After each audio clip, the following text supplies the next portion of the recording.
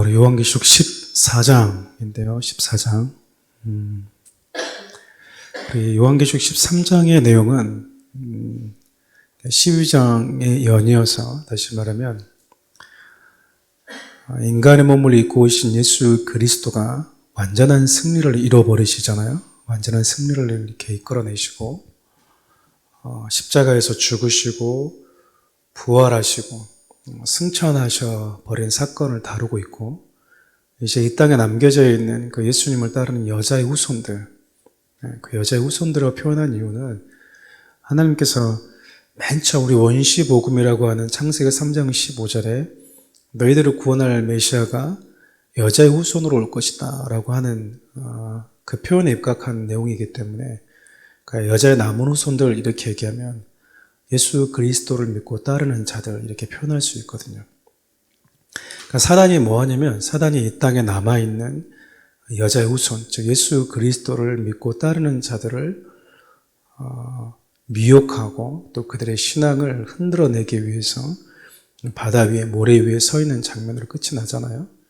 실질적으로 그러면 이 땅에 남아있는 하나님의 백성들과 싸우기 위해서 군대를 모았던 사단이 어떤 전략을 쓰는가라는 걸 보면, 바다에서 올라온 짐승에게 권세를 주고 또 땅 위에서 올라온 그 짐승에게도 권세를 주잖아요. 그러니까 바다 위에서 올라온 짐승은 당시에 이제 우리가 초대교회 당시에 요한계시록이 쓰여졌을 때 당시에 1차적으로 보면 그 짐승은 하나님의 교회와 주님의 몸된 교회와 하나님의 백성들을 핍박하는, 우상 숭배하는, 용을 섬기게 하는, 거의 용의 대리 통치자 똑같은 거죠. 그러니까 우리가 가만히 여러분 이 땅을 이렇게 좀 추적해 보면요, 정말 자세히 보면 여러분 사람들이 지향하는 나라가 있잖아요. 우리는, 인간은 태생적으로 정치적인 존재이기 때문에 자기들이 지향하는 나라가 있어요. 자기가 지향하는 나라가. 여러분 뭐 이제 책들 보면 알겠지만, 혹시 이제 보신 분들 아시겠지만, 뭐 사회주의자들, 뭐 렌이나 마르크스 이런 친구들 보면요, 그들 노골적으로 얘기합니다. 우리의 적은 기독교다. 우리 적은 기독교다. 여러분 뭐 동성애도 마찬가지고 이런 모든 부분들이 결국 뭐와 연달아 있냐면 사회주의 개념과 이렇게 연결되어 있거든요. 사회주의가 가지고 있는 가장 근본 뿌리는 주님의 몸된 교회를 해하는 겁니다. 그래서 여러분 사회주의를 보면요, 교회가 없어요. 교회가. 근데 이제 우리가 이런 데 대해서 좀 개념이 없다 보니까 경상도 출신이야, 전라도 출신이야라는 걸 가지고 이렇게 실경이 하는데, 그런 걸 보면 성도들의 수준이라는 것이 예수를 믿고 살아가면서 그냥 이 땅에서 그냥 복받고 잘 되면 되는 거지, 그 이상도 그 이하도 아닌, 그러니까 하나님의 나라를 구현한다는 것이 무엇인지, 사단이 전략적으로 이 땅에 남겨져 있는 주님의 몸된 교회와 성도들을 무너뜨리기 위해서 얼마나 전략적으로 치밀하게 이 땅에 존재하는 권력과 권세를 특정한 어떤 이들에게 주어서 자신들이 원하는 그 나라를 일시적이나마 구원하려고 하는지 우리가 그렇게 관심이 별로 없잖아요. 여러분 이번에 뭐 검수완박되면서 동성애 차별금지법 같이 이렇게 그냥 엉거주춤 이렇게 그 국회에 됐잖아요. 여러분 통과됐잖아요. 이게 이제 입법화 될지는 잘 모르겠지만 어쨌든 우리는 이런 개념이 없는 거예요. 이런 개념 자체가. 그렇게 됐을 때 실질적으로 아이들이 교과서에서 학교에서 배우는 것들이 무엇이 되는지, 무엇을 배우게 될지, 싫다, 그냥 우리는 이 정도지. 사단은 그렇게 점점 우리의 일상으로 가까이 들어오는데 성도들의 삶은 그냥 여전히 먹고 사는 문제, 그런 문제에 너무나 이렇게 치우쳐 있을 때가 많다라는 거예요. 물론 그것도 중요하지만, 그렇게 해서 사단은 이 땅에 있는 권세를 사람들한테 주잖아요. 그래서 여러분 예수님에게 사단이 와서 40일 금식하고 예수님에게도 사단이 어떻게 얘기하냐면, 나한테 경배하면 뭘 주겠다고 그래요? 천하만국을 보여주잖아요. 이거 주겠다라고 얘기해요. 이거 내가 받은 거다라고 얘기한다고요. 받은 게 아니죠. 빼앗은 거죠. 아담에게 준 걸 약탈한 거죠. 도둑질한 거죠. 일시적으로 자기 호주머니에 있는 것 같지만 우리 주님이 다시 빼앗아서 우리에게 돌려주실 것들이긴 하지만, 어쨌든 그러다 보니까 이 땅을 살아가는 사람들에게 천하만국을 자꾸 보여주는 거예요. 내가 이걸 주겠다. 내가 이걸 주겠다. 그래서 땅에서 올라오는 짐승은 바다에서 올라온 짐승에게 경배하게 하고 우상을 지어서 만들어서 숭배하게 하고, 그래서 경배하는 자들에게 뭐 하죠? 짐승의 표, 짐승에 속한 자라고 하는 짐승의 이 닉네임을 그냥 머리와 오른손에다가 이렇게 새겨줍니다. 그러니까 이것은 소속의 문제이고 누구의 소유인가에 대한 이 문제라는 거야. 그러니까 그 개념 자체가 우리가 좀 분명해질 필요가 있어요. 오늘 이제 14장을 보면 여러분, 이게 이제 1절부터 20절까지 내용인데 14장은 크게 두 부분으로 이루어져 있어요. 1절부터 5절까지, 그리고 6절부터 20절까지인데, 짐승이 어떻게 보면은 진짜 이 땅에는 교회들을 그가 할 수 있는 뭐 경제적인, 뭐 정치적인 어떤 그 불법적인 부분들, 할 수 있는 모든 것들을 가지고 지금 성도들을 제압하고 있잖아요. 제압하고 있다고요. 누가 여러분 이런 거 갖고 싸우겠습니까? 뭐 불자들이 싸우지는 않잖아요. 마음에 틈 있는 사람이 싸우지는 않잖아요. 기독교인들이 하나님의 인간에 주신 기본적인 양심, 자연의 법칙들, 그 윤리, 도덕, 그리고 하나님의 말씀이라고 하는 그 기준을 가지고 잘못됐다라고 계속해서 이야기를 하는 거죠. 그런데 사단이 뭐 하냐면 합법적으로 법을 만들어서 그 표현의 자유, 그것이 불법이라고 하는 것조차도 발설하지 못하게 만들고 있다는 겁니다. 그렇게 교회가 막 사라질 것 같고 교회가 세상의 그 권세 앞에 무기력한 것 같은데, 지나고 나니까 오늘 14장을 보니까 여러분, 패배하는 것 같은 교회가요 승리하게 되는 이 장면이 나와요. 결국 교회는 뭐 한다는 얘기입니까? 승리해요. 결국 교회는 승리합니다. 이 얘기는 어떤 의미를 얘기하냐면 결국 우리가 승리할 수 있는 그 반열에 속해 있어야 된다는 거야. 결국 우리는 짐승에게 속한 자들이 이기는 것 같고 형통한 것 같고 잘 되는 것 같고 권세를와 권력을 떵떵 누리는 것 같지만 결국 예수님께 속한 자들이 잘 된다라는 거야. 그러니까 여러분, 우리가 이걸 통해서 성경에서 좀 표현 좀 그렇지만 줄 잘 서라 그 말이거든요. 어떻게 보면. 그렇잖아요. 그래서 6절부터 20절까지 보면 이 짐승에게 속해 있는 자들이 마지막에 어떤 심판을 받는지에 대해서 기록을 하고 있어요. 그러니까 13장에서 이제 짐승을 추종하는 자들의 궁극적 종말이 어떤 것인지를 보여주는 거죠. 쉽게 얘기하면. 그러니까 14장에 등장하는 전반부, 즉 1절부터 5절, 6절부터 20절까지는 서로 그 부분에 있어서 대조적인 겁니다. 그러니까 전자는 짐승의 표를 받기를 거부했다. 대신 하나님의 인침을 받은 성도들의 구속, 구원, 그리고 승리하는 장면이 기록되어져 있다면요, 후반부는 예수 그리스도께 속하지 않고 짐승에게 속해 있는 자들의 최후의 심판, 마지막 심판. 여러분, 기독교인이 되었다, 예수를 믿고 따라간다라는 것이 우리에게 주는 가장 큰 소망 중에 하나가 뭐냐면 결말을 안다라는 거예요. 결말을. 예수를 안 믿는 자들은 죽는다라는 것은 아는데 그 이후에 정말 우리 인생의 영원한 삶에 대한 결말을 몰라요. 결말을. 근데 우리는 지금은 막 이렇게 막 짓밟히는 것 같고 교회가 욕을 얻어먹는 것 같고 이게 좀 나약하고 막 힘없는 것 같은데 결국 하나님의 나라와 주의 몸된 교회가 승리할 거라고 하는 이 궁극적인 결말을 알고 결말을 발견한 자들이라는 거거든요. 그렇기 때문에 우리가 사회적으로, 정치적으로, 나라와 민족적으로 핍박을 받더라도 견뎌낼 수가 있고 그 상황에서 믿음으로 우리가 맞설 수가 있는 거예요. 왜죠? 결말을 알고 있거든요. 결말을. 내가 죽어도 예수를 따르는 자들은 십자가를 터널을 지난 자들을 하나님이 반드시 살려낼 거라고 하는 결말을 알고 따라가고 있는 자들이 바로 그리스도인들입니다. 그러니까 끝을 알지 못해서 두려워하는 자들, 여러분 처음이니까 두려워하거든요. 사람들 뭐든지 처음이니까 두려워해요. 왜 처음이니까 두려워하냐면요, 모르니까 그럽니다. 근데 여러분 두 번, 세 번 해본 사람은요 알아요. 이거 다음에 하니까 그 다음을 아니까요 그렇게 크게 두려워하지 않아요. 그렇지 않습니까?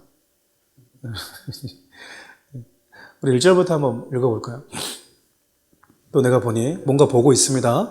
어린 양이 시온산을 섰고, 시온산은요 구약에서 어떤 의미가 있냐면 이 하나님의 나라, 천상적 이미지를 가지고 있어요. 그래서 하나님이 시온에서 나온다.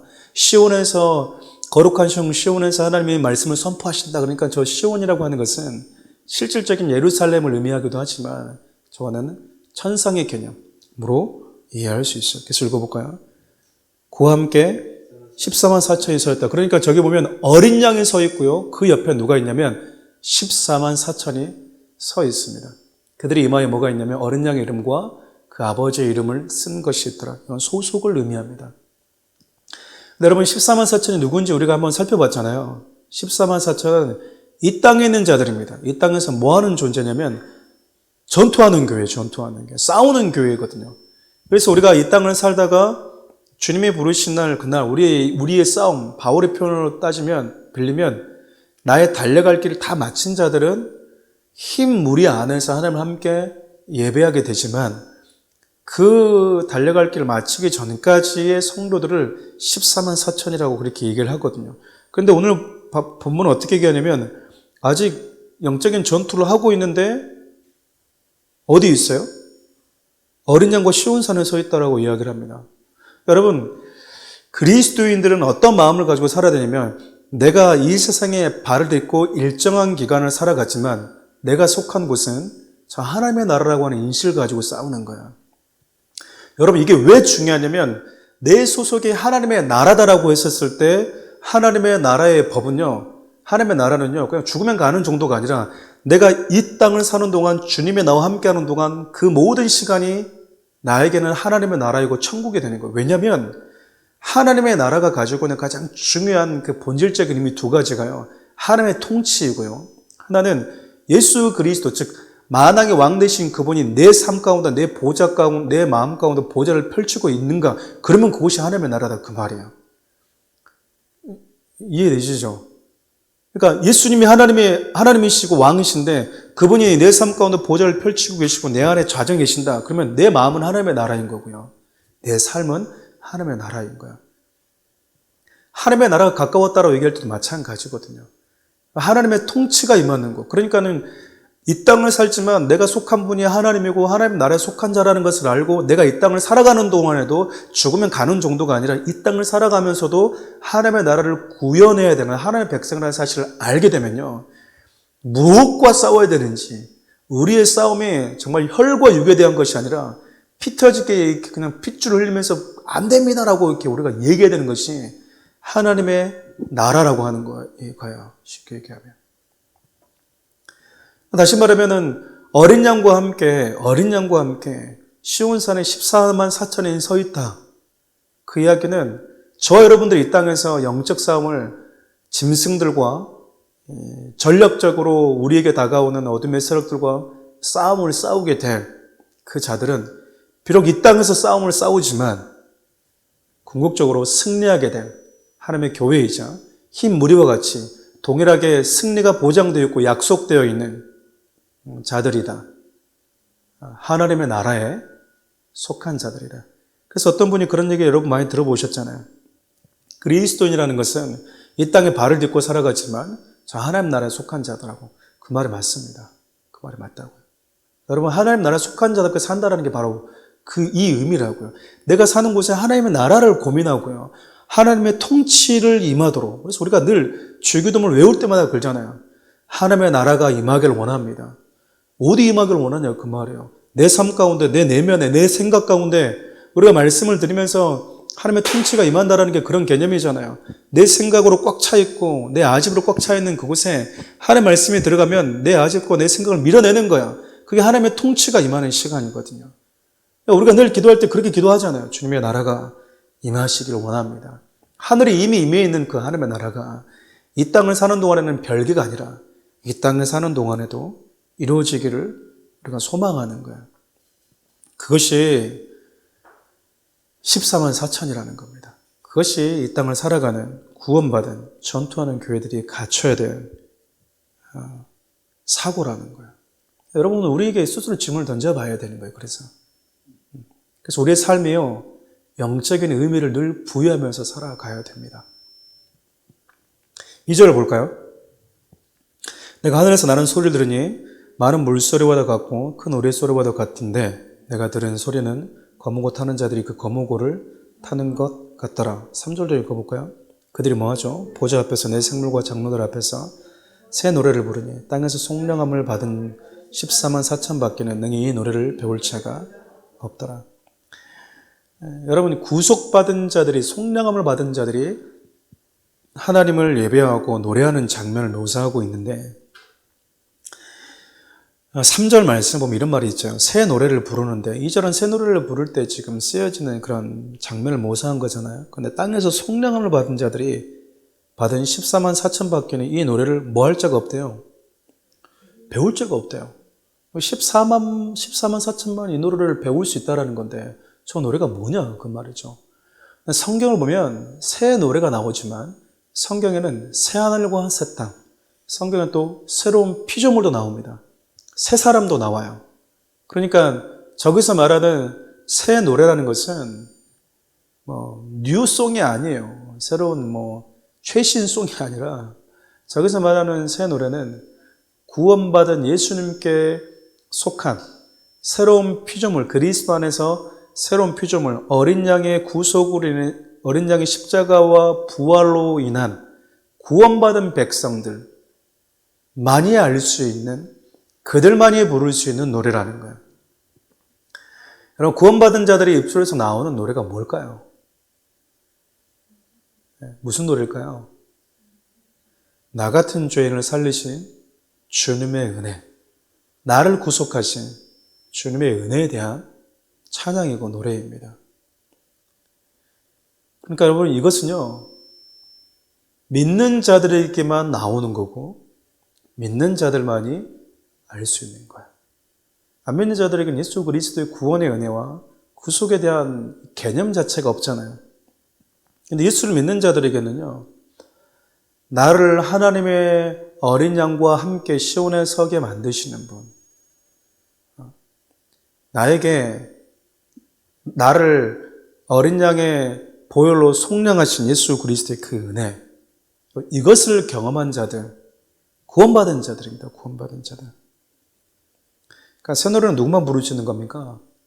우리만 부를 수 있는 거야. 그래서 이단들이 가끔씩 새 노래 가지고 얘기할 때 거기다가 가사에다가 이렇게 자기들이 갖다 붙이고 싶은 가사 불러가지고 여호와하는 그런 거 아니다 그 말. 신천지나 이런 데를 보면 되게 웃겨요. 보면 구원받은 자들이, 그리스도 안에 있는 새로운 피조물 된 자들이, 구속받은 자들의 입에서 나오는 예수 그리스도 어린 양을 향한 찬양이 새 노래인 거예요. 이것을 아는 자는 14만 4천 밖에 없다. 이 말은요, 구속받은 자만이 구원의 은혜를 경험할 수 있기 때문에 그럽니다. 그 은혜를 경험한 자들은요, 하나님의 구원의 은혜를 날마다 찬송할 수밖에 없어요. 그러니까 우리 입에서 나오는 그 구원에 대한 감사와 감격, 그 모든 것들이 새 노래입니다. 그러니까 새로운 피조물 된 여러분과 저는 날마다 입속에서 이 찬양이 많이 있어야 돼요. 나 같은 죄인을 구원하시는 하나님의 은혜. 우리 고린도전서 지금 큐티하고 있잖아요. 하나님이 매 순간 느끼지만 여호수아도 그랬고 고린도전서도 그랬고 에스라도 그랬지만 말라기도 그랬지만 매 순간 적절한 말씀도 우리에게 주시는 것 같아요. 바울이 그냥 이것저것 이게 잘났니 저게 잘났니라고 하고는 교회에다가 그냥 중심에다가 십자가 탁 세워버리잖아요. 십자가 앞에서 잘났다고 생각하는 사람 다 나와봐. 십자가 앞에서 못났다고 생각하는 사람 다 나와봐. 누가 못났고 누가 잘났어. 이렇게 얘기해버린다고요. 우린 다 그분의 은혜가 아니면 안 되는 존재야. 네가 은사가 많이 나타난다고, 내가 많이 섬겼다고 십자가 탁 세워버리는 거야. 네 섬김이, 너의 희생이 주님의 은혜 앞에, 십자가 앞에 내가 내세울 수 있는, 자랑할 수 있는 거리가 있어? 라고 얘기한다고. 근데 그렇게 얘기를 해도 뭔 말인지 모르는 분들은 십자가를 세워서 왜? 이렇게 얘기하면 할 말이 없는 거죠, 진짜. 그거다가 뭔데요? 이렇게 얘기를 하면, 아저씨 뭔데요? 그러면 할 말이 없어요. 다시 처음부터 교회가 뭔지, 예수 그리스도가 왜 오셨는지, 십자가가 어떤 의미인지 처음부터 다 다시 배워야 되는 거예요. 그래서 바울이 그렇게 얘기한 거잖아요. 내가 너희들 처음부터 다시 저주로 해야 될 것 같다. 다시 배워야 될 것 같다. 다시 가르쳐야 될 것 같다. 그러니까 우리가 생각하는 기준과 하나님이 생각하는 기준이 너무나 다르죠. 그런 분들 많이 얘기하잖아요. 목사님들이 천국 가면 몇 가지 놀란다고 그러잖아요. 진짜 올 것 같은 사람이 안 와 있고, 세 가지를 놀랐는데 진짜 올 것 같은 사람이 안 와 있고, 에이, 그랬던 사람이 와 있는 거예요. 그리고 또 자기가 와 있는 것을 놀란다고 하잖아요. 그러니까 주님 앞에서 우리가 서게 됐을 때 그분의 판단과 그분의 기준과 결정은요, 진짜 우리 생각과 정말 다를 거야. 정말 다를 거라고요. 마지막 4절부터 5절 말씀 함께 읽겠습니다. 자, 그러면은 예수 그리스도의 구속받아서 하나님 앞에서 검은고로 하나님을 찬양하는 사람들, 하나님 앞에 구속의 은혜를 감격을 가지고 새 노래를 찬양하는 사람들이 어떤 사람인가? 거기에 대한 소개가 나오죠. 볼까요? 이 사람들은 여자와 더불어 더럽히지 아니하고 순결한 자라, 어린 양이 어디로 인도하든지 따라가는 자며 사람 가운데서 성령함을 받아 처음 익은 열매로 하나님과 어린 양에게 속한 자들이니 그 입에 거짓인 말이 없고 흠이 없는 자들이더라. 여기 보면 나오잖아요. 첫째 뭐래요? 여자와 더불어 더럽히지 아니하였다. 순결하다. 그러니까 영적 간음을 행하지 않았다는 건데 저것은 예수 그리스도만 섬겼다라는 거예요. 우상을 섬기지 않고. 성경에서 여자와 더불어서 간음했다라고 하는 것은 두 가지 의미가 있거든요. 실질적으로 육체적인 그런 간음도 있지만 이스라엘이 하나님을 떠난 것을 음란, 음행이라고 소개하고 있기 때문에 그렇습니다. 즉 하나님만 섬긴 자들을 하나님은 뭘로 보냐면 순결한 자다라고 얘기하는 거예요. 누구에게 순결이 필요한가? 신부된 자들에게 순결함이 필요한 거야. 그러니까 내가 예수 그리스도 신부라고 하는 이 인식을 가지고 사는 자들은요, 좀 목숨처럼 순결함을 지키거든요. 어떤 상황이 있든지 내가 타협할 수 없는 그 데드라인이 있는 거예요. 또 어떻게 말하냐면요, 또 구속받은 14만 4천의 사람들 어떤 사람인지 어린 양이 어디로 인도하는지 따라가는 자들이라는 거예요. 여러분 저 말씀이 시편 23편에 그대로 기록되어 있잖아요. 푸른 초장 풀밭만 따라가는 게 아니고요. 주님이 나를 푸른 풀밭 푸른 초장으로 데려다 주면 이제 당신은 할 일 끝났습니다. 나는 여기가 좋사오니 여기 계속 있겠습니다가 아니라 푸른 풀밭 푸른 초장에서 풀 뜯어 먹고 있다가도 목자가 나를 이끌어가면은 거기 뒤라고 따라가는 거거든요. 근데 우리는 여기가 좋사오니 여기가 좋사오니 어디로 데리고 가냐 그 말이죠. 지금 우리를. 근데 사방에 음침한 골짜기로도 기꺼이 따라갈 수 있는 사람. 여러분 예수 믿는 자는 어린 양이 어디로 가든지 따라간다고 하는데요. 어린 양이 어디로 가는지 우리는 다 알아요. 그렇죠. 저주받은 자리, 조롱받은 자리, 오해받는 자리, 버림받는 자리, 십자가에서 수치와 저주를 받은 자리. 여러분 어린 양이 가셨던 길이에요. 그래서 우리가 두 증인에 대해서 이야기할 때 그 두 증인이 바로 어린 양을 따라갔던 사람들이거든요. 그 이야기는 예수 그리스도의 증인으로 살아가는 저와 여러분 모두가 동일하게 주님이 인도하시는 곳으로 따라간다는 것은요, 바로 우리 주님이 가신 그 길을 그대로 묵묵히 따라가는 자들 그렇습니다. 그래서 예수 믿으면 잘 됩니다. 웃으면 복이 와요 식으로 예수 믿으면 잘 됩니다라고 하는 것은 성경적이지가 않아요.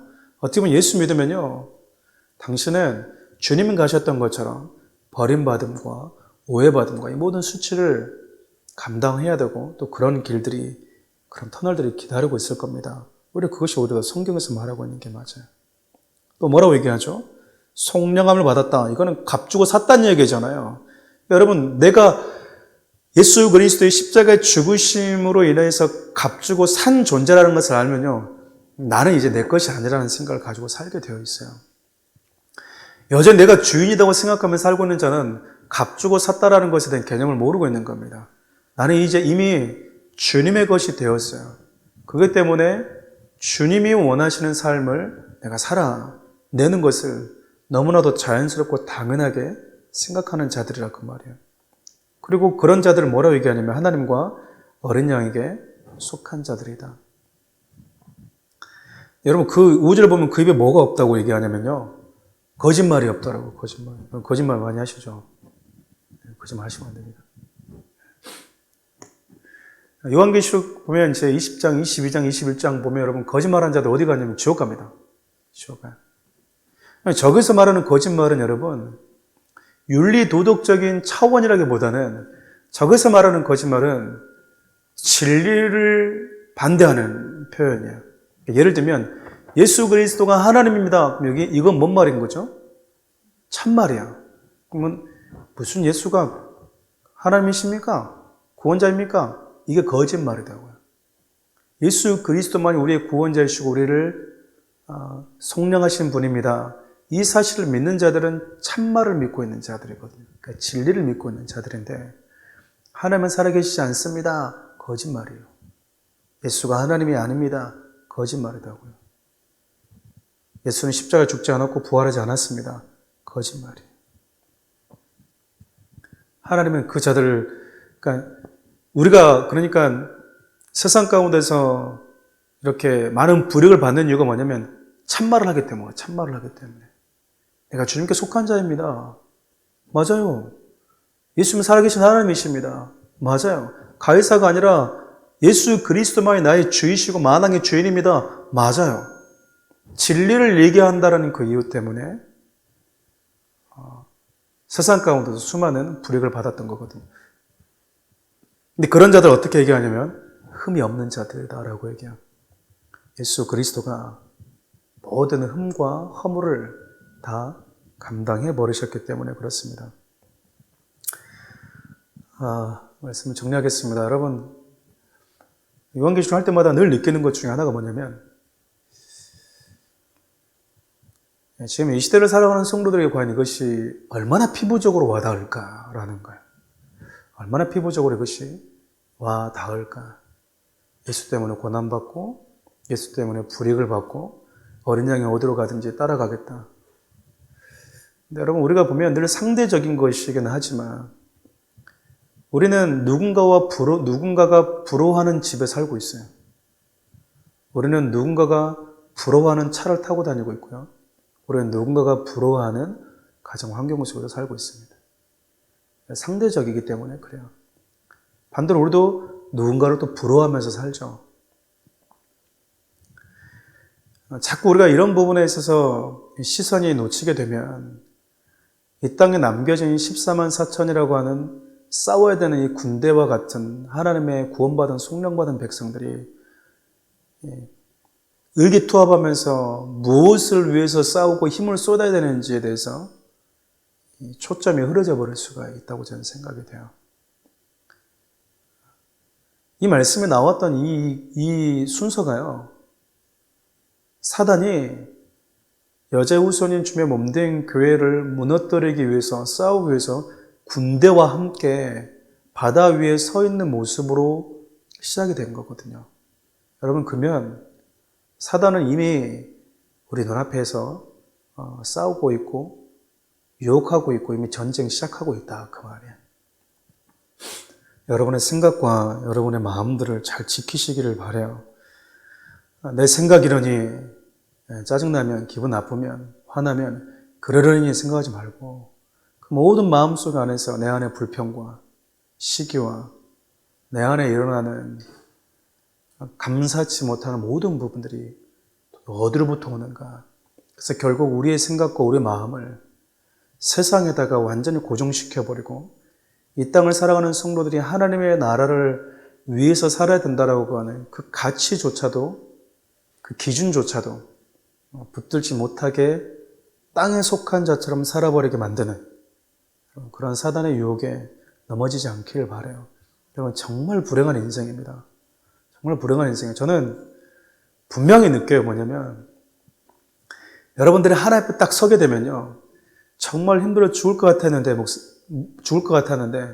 그때 하나님의 말씀 순종한다고 몸부림쳤던 게 이렇게 아름답게 빛날 수 있는 건가. 정말 미치도록 싫어하는데 내가 그 사람에게 먼저 가서 껴안아주고 화해했던 게 하나님 이렇게 귀하게 보시는가. 피곤해 죽겠는데 그때 가서 기도했던 것들이 하나님이 그렇게 귀하게 보시는가. 여러분 분명히 여러분 그런 날이 올 거야. 며칠 전에 여러분 장례식장 갔다 온 분도 계시겠지만 저도 장례식장 갈 때마다 느낍니다. 최근에 사랑하는 권사님도 이렇게 소천하셔서 장례식장을 갔다 와보고 또 이번에 또 지인이 또 부모님 돌아가셔서 갔다 오면서 느낀 게 뭐냐면 참 많은 사람들이 매일매일 이 땅에서 사라지는구나. 새삼 다시 또 느끼고 오는 거야. 나에게 전날이 오는구나.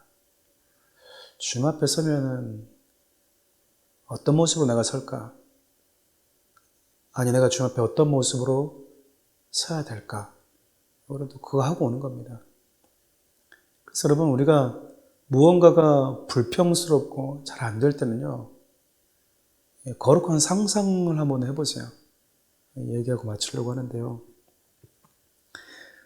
제가 하는 거는 그거예요. 죽기 한 5분 전으로 가봅니다. 숨이 깔딱깔딱 할 때가 오겠죠. 물론 뭐 사고로 가버리면 어쩔 수 없지만 그렇지 않다면 내가 이제 죽는구나 라고 하는 거. 죽는구나. 부모님들 이제 병원에서 안 됩니다. 가셔서 뭐 충분히 맛있는 거 좀 드시게 하시고 그렇게 보내십시오 라고 했을 때 부모님을 모시고 오지만 그 부모님 마음은 어떨 것 같아요? 진짜 내가 죽는구나 생각하지 않겠어요? 맛있는 걸 먹어도 그 입으로 막 맛이 느껴지는 그런 즐거움이 아니잖아요. 왜냐면 죽음이 눈앞에 실질적으로 와 있으니까. 그때는 여러분 돈 많이 가진 거 의미 없고요. 자식들만 싸울 거고 여러분 아무 게 남는 게 없어요. 그래도 뭔가가 안 되면 눈을 감고 내가 주님의 보좌 앞에 서 있는 것을 한번 상상해 보세요. 주님이 분명히 내 인생 가운데 물으실 텐데 결산할 텐데 내가 너에게 줬던 시간, 하나뿐인 생명, 건강, 지식, 재능 너 그것 땅에다 묻었냐 뭐 하다고 하냐라고 우리가 분명히 물으실 거라고요. 그때 여러분들이 그 날을 생각하면서 지금 내가 오늘 매일같이 맞닥뜨리는 상황들을 믿음으로 반응하셔야 된다 그 말이에요. 한번 기도했으면 좋겠습니다.